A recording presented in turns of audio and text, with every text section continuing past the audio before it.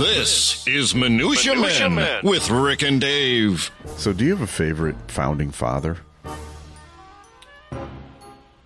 Boy. Like Hamilton. Okay. I always saw the play. Yeah, all right. I mean, Washington. Yeah. You can't go wrong. Ben Franklin was a bit of a... All right, so that's mine. Ben Franklin. Ben Franklin Because he was mine. a bit of a womanizer and a boozer, Well, wasn't he? he might have been, yeah, a little bit. I've been watching that Apple TV series about him. I didn't even know there was one. The guy, I mean, he did it all. Oh. He invented the lightning rod, Right. but bifocals. He had the witty sayings, Yeah. haste makes waste, Right. that sort of Penny thing. saved is a penny earned. He founded the first library. He founded the University of Pennsylvania, one of our greatest statesmen of all time. And also the department stores. Yeah. Ben the Ben Franklin. Franklin. Yeah, thing. it's But part you of want to the- know why I love him the most? He had one affliction that all great men have. Okay. He had gout. Oh, And so from now on, whenever you mock me for having gout, Look at Ben Franklin. it's like mocking our founding fathers. Ben Franklin. Whenever I let my hair grow a little too long, Yeah. that You Michelle can't get that look. Michelle's like, a little Ben Franklin here, aren't you? It's time for Minutia Men. The following is a Tony Lasano podcast, an Opie production on the Radio Misfits Podcast Network. This is Minutia Men with Rick and Dave. So this Apple TV thing, have they gotten into? He was a big womanizer, wasn't he? Yeah, he was. And they're getting into it a little bit. I'm on like the 5th episode. Michael Douglas stars as Ben Franklin, which is a little unrealistic. Not exactly a perfect cast as far as I'm Did concerned. they shave his head? No, he's like, no, What is it, I'm going to have the full head. Now that pisses me off. Hey, we got a huge show today. Again. Okay. You know what? I don't even know if it's a huge show. Do you think it's a huge show? It is a huge You show. saw the syllabus? Yeah, no, I or think the it's agenda. Yep. So I know we've told this story before many times on the show. From your wedding.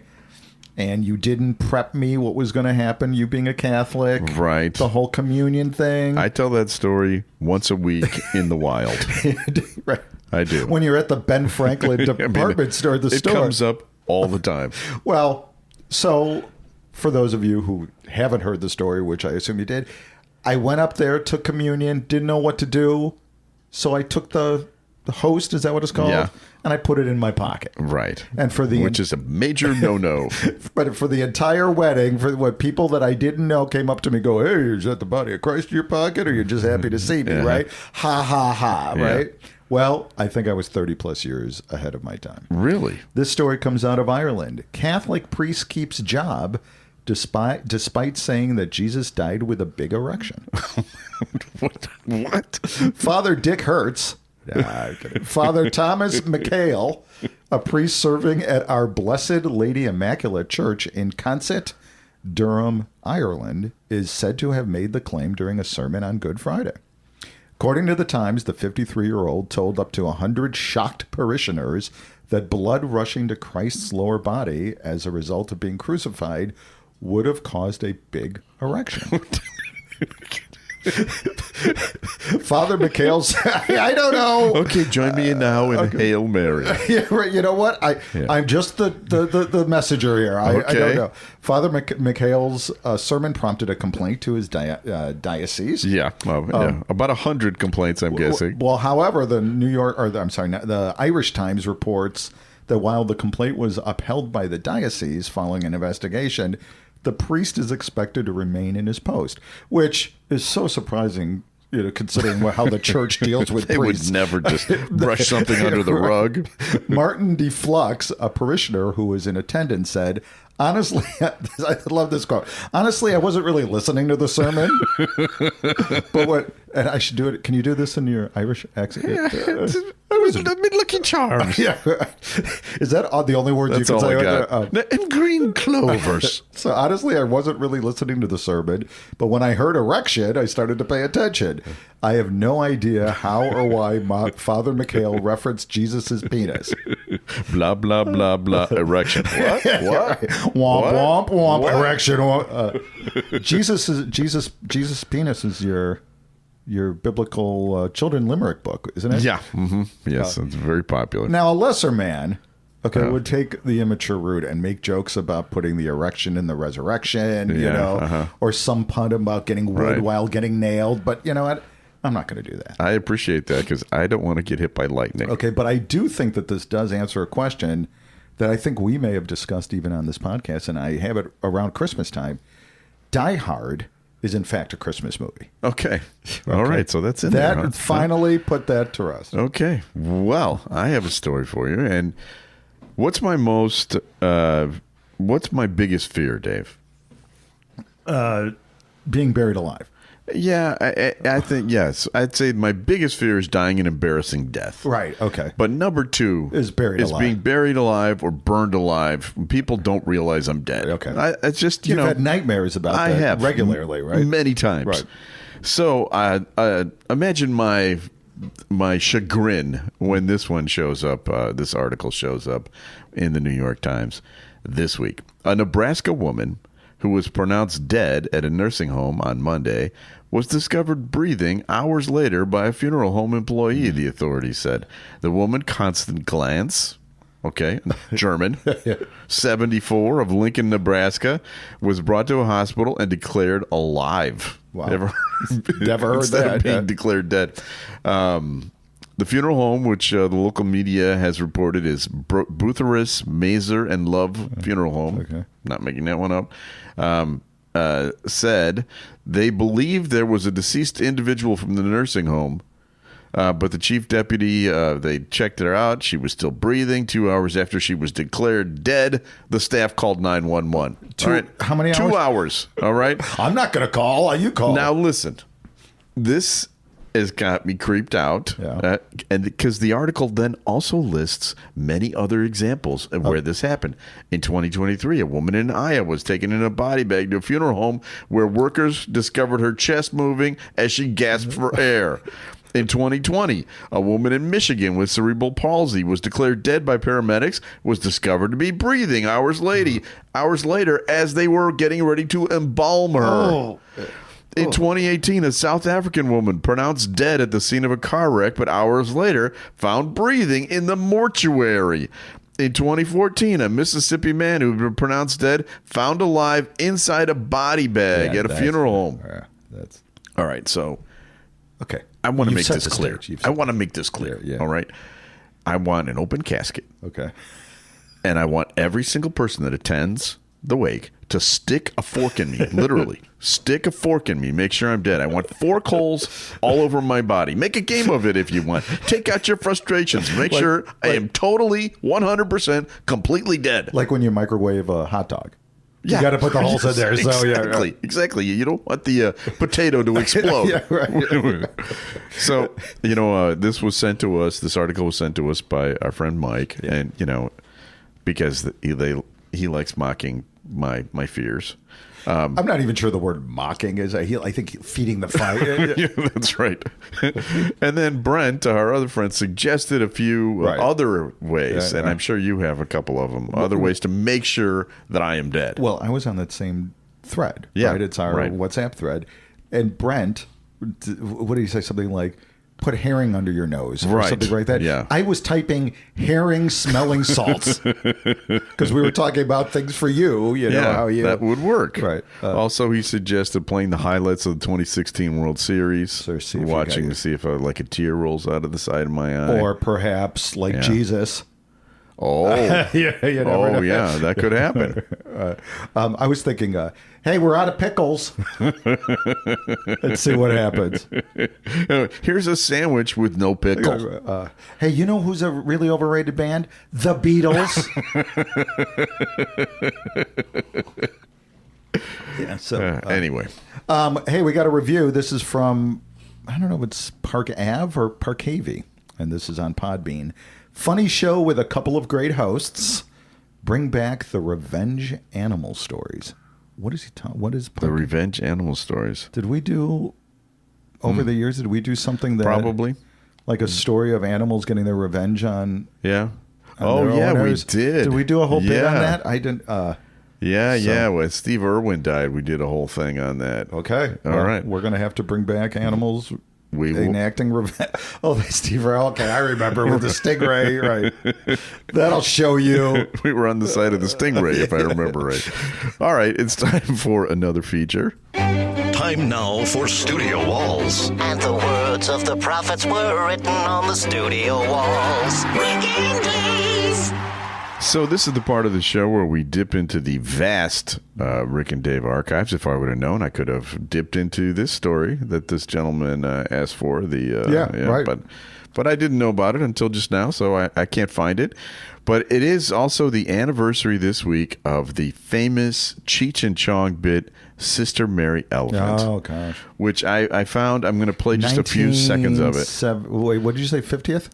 No, it's 72. So... Yeah, 52 years. Wow. All right. Yeah. So, but here, in case for the youngsters out there, and in fact, I think many people don't remember what Sister Mary Elephant was. Or even Tommy. Well, so my kids knew Tommy Chong from the 70s show. Right. That's how right. they know Tommy Chong. But he's also part of this. Good morning, class. Good morning, class. Class.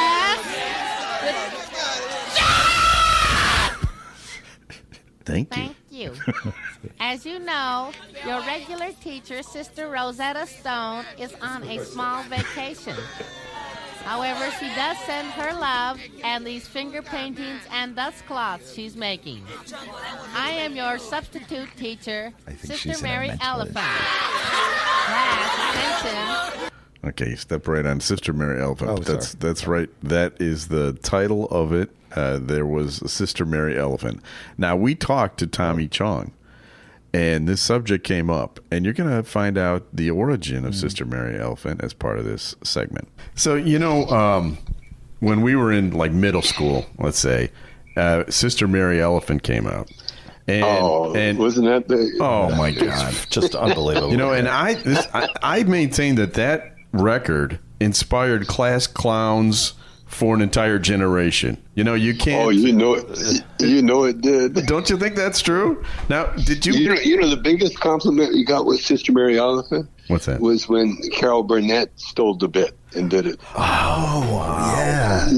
Yeah. She did that. She did that bit. They had to pay homage to class. That was Cheech, man. Cheech grew up Catholic. Yeah, right. And Sister Mary Elephant was this substitute teacher that her name wasn't Sister Mary Elephant, but that's based on somebody. Yes. That's what all the kids would call her. Oh, for real? And that's how she treated. That's how she treated everybody. Because you had rowdy kids, man. Sure. When I was going to school, if we got a substitute teacher and she wasn't strict, we'd eat her alive. Yeah. Oh yeah. We had so much fun with her. But in those days, did you ever get in trouble for like? I know you guys were rebels, but for making fun of Catholics, or Dave and I were listening to some of your stuff, and you were doing Jewish jokes and Chinese jokes. We did them all. Yeah, we were the most politically incorrect comedians ever. Yeah, ever. No, we trashed everybody. We trashed the war heroes coming home from Vietnam. Remember that? Yeah, that's right. Where the guy couldn't speak English. Yeah. Oh, wow. My goodness, my time. I had a good time. Not too bad. Not too bad. You were probably born in the right era. I don't think you guys would have flown right now. I think your career would have been are you kidding? Oh, my God. Are you kidding? We were well, right now. I mean, really, like whenever Cheech and Chong appears, they change the rules. Yeah, like the Grammys. We're doing a documentary on Cheech and Chong, and the Grammys used to be the comedy always was televised. until Cheech and Chong got nominated. Really? And you guys won a Grammy too. Yeah, we won a Grammy, but we were nominated for six Grammys, and we won one. But the first one, it was, that's when Ed Sullivan announced Cheech and Chong, and we were in the audience, and they showed us and everything else. But that was the last time. Wow. Because comedy got too crazy, for the Grammys. They're very straight. I have an international story to share with you. I was actually living in Germany at an army base in the mid-'70s, and I was on a basketball team, and we played a friendly game against a local German team. The Schnitzels. But one of the guys on my team was named Eric Jones, and, you have your last name on your back, and the captain of the German team pointed to the back of his jersey, which had his last name, and he said, "Basketball Jones." In Germany. A German guy said that. I mean, that you guys were... Basketball Jones, yeah, good. I mean, that's how huge that was. Oh, yeah. Yeah, I was in Budapest walking across a bridge, and all of a sudden this kid, he came running up breathless, and he stopped me. He goes, "You're Tommy Chong, right?" And I said, "Yeah." He said, "I passed you," and I realized, oh, that's Tommy Chong. And he comes back, and he had to tell me that that he recognized me. Yeah, that's in great. Budapest. Yeah. Is it true that George Harrison was on that record? Yeah. Yeah. Basketball Jones. He plays the introduction. Unbelievable. Really? Yeah. Unbelievable. And we asked George what he thought of the bit. He says, "I suppose it's funny." Those English guys. If I remember correctly, that interview, that was one of the celebrities that we couldn't get off the phone. Yeah, it's 47 minutes long. we're like, "Okay, Tommy." It's episode 39 if you want to listen to it, Minutia Men Celebrity Interview. But yeah, it was 49 minutes long. Or 47 minutes long. It was in the middle of...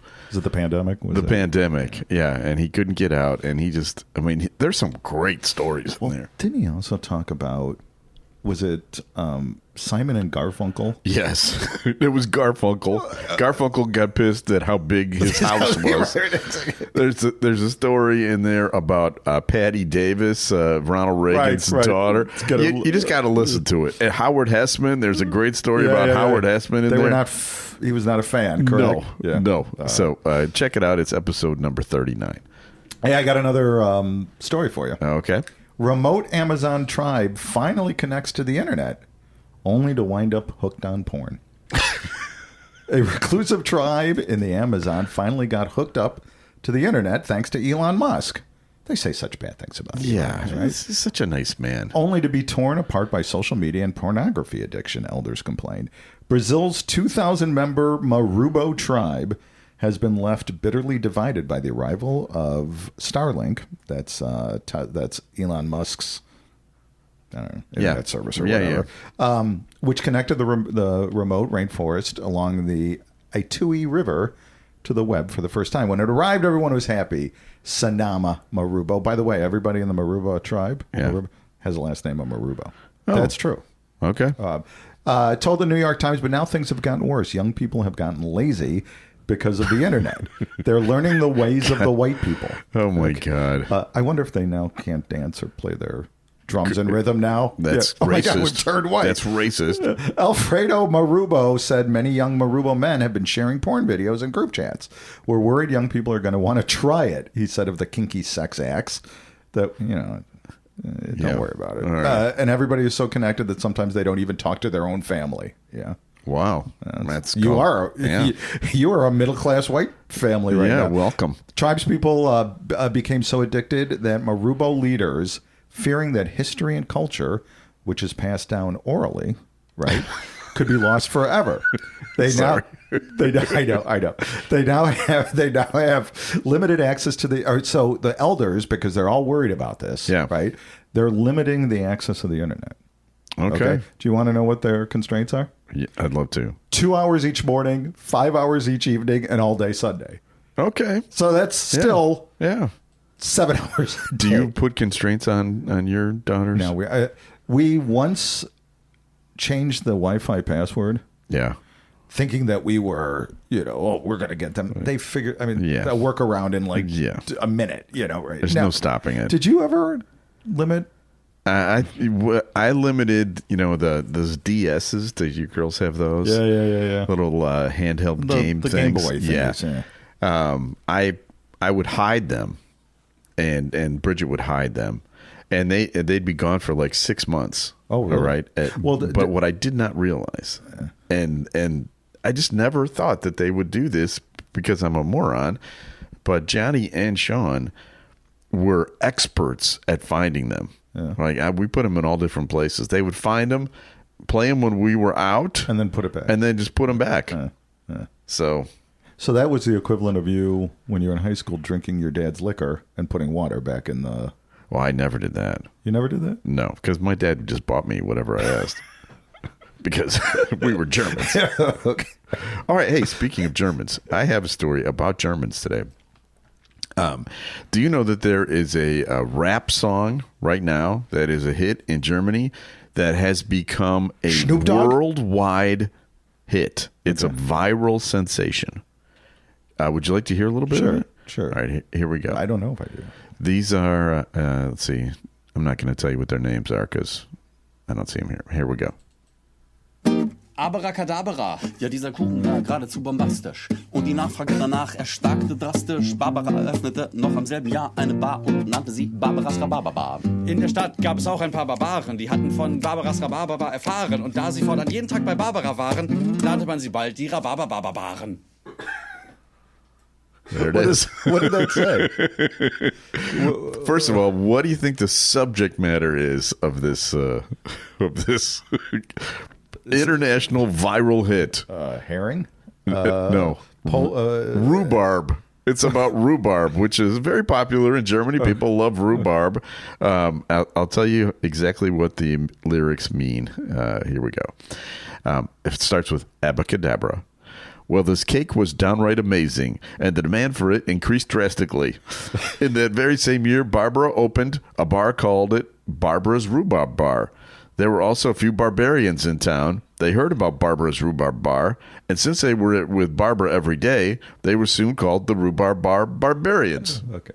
Wow. That's. So, I want to play it for you one more time because now that you know what it means, now you can enjoy the song. Here we go. Wait, here we go. Abracadabra, ja dieser Kuchen war geradezu bombastisch. Und die Nachfrage danach erstarkte drastisch. Barbara eröffnete noch am selben Jahr eine Bar und nannte sie Barbaras Rhabarberbar. In der Stadt gab es auch ein paar Barbaren, die hatten von Barbaras Rhabarberbar erfahren. Und da sie fortan jeden Tag bei Barbara waren, nannte man sie bald die Rhabarbarbarbaren. That's not that bad. It actually goes pretty well in German. Yeah. So this is how we will tell if you're dead. We'll play it. And then if your head starts bouncing a little bit. Did you notice that my head kind of did? I did. I think that's a pretty good song. All right. We still have more show to do. Do you remember what this last segment is called? Would be Celebrity Potpourri. That doesn't sound familiar. Celebrity Potpourri. A random name pulled out of Rurik's bowl of brushes with celebrities. Mixture, collection, selection, assemblage, medley, assortment, variety. Time now for Celebrity Potpourri with Rick and Dave. I was so caught up in that rap song, I forgot we had a whole other segment coming up here. All right, this is a email from a woman named Sandy. My brother is a documentary filmmaker, and one year, I think it was 2013, a documentary he made was up for an award at the Fantastic Fest in Austin, Texas. That's a film festival. He invited me to come down there for it, and my husband and I decided to make a trip of it. I love my brother, but his documentary was not exactly my cup of tea. All of his films are deadly serious. In fact, don't tell him this, but it was showing at But don't tell him this, but it was showing at the same time as the U.S. premiere of Man of Tai Chi. And we went to see that instead. Not because we care about martial arts. We went because Keanu Reeves was there. He was the director. I met him. Okay. He touched my hand. I melted. My husband still makes fun of me for becoming a puddle, but ask any woman how they would feel if Keanu Reeves touched her hand. My husband was smart enough to not get jealous. He reaped the reward later that night. Ooh.